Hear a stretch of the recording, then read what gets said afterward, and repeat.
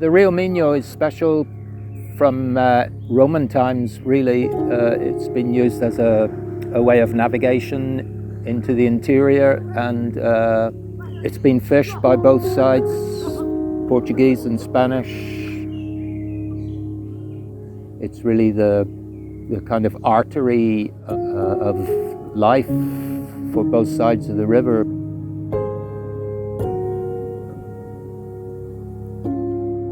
From Camino to Villanova Severa, I would suggest mixing the original way with parts of the way by the river.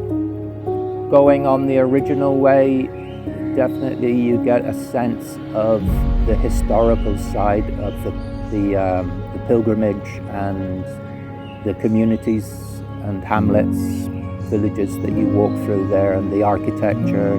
You walk a way that many people have walked before for many years, which creates a certain energy also, like the mantras of the Tibetans or the Indians, that have been said many years by so many people, which gives them the power to really make a change in people or in people's hearts. The original way has so much charm and character.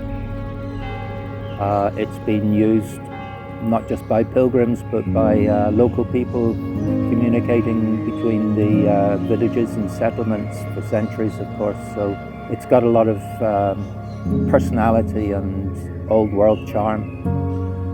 You see old people walking in the garden. You have little surprises around the corner.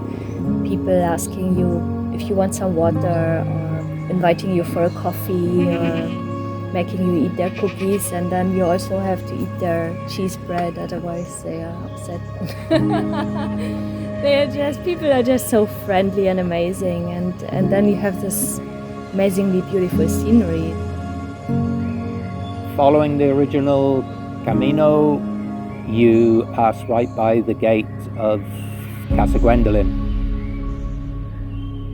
Casa Gwendoline is a good place where if you really want a break, if you really want to chill out, you come here, you have peace, you have quiet, you sleep well. Most of the pilgrims who come are quite stunned almost when they arrive and see the house and what it has to offer. You feel the peace, you arrive, decompress, kind of reflect on the way that you walked already and make plans for the way to come, and then you can go on stronger. That's what I hear people say a lot. It's different. It's not the usual kind of hostile albergue environment, and that's what appeals to a lot of them. They feel as if they're walking into their own home, or it has a homely atmosphere. They often mention this. I think it's important that everybody follows their inner feeling. I think it's important that people choose really where it draws them. If it draws you to the coast, you should follow that feeling. But many people don't even know about this route and how beautiful it is and what it has to offer. And I do think that especially this route here through the hills, it is a really, really beautiful and rewarding part of the Camino Portuguese.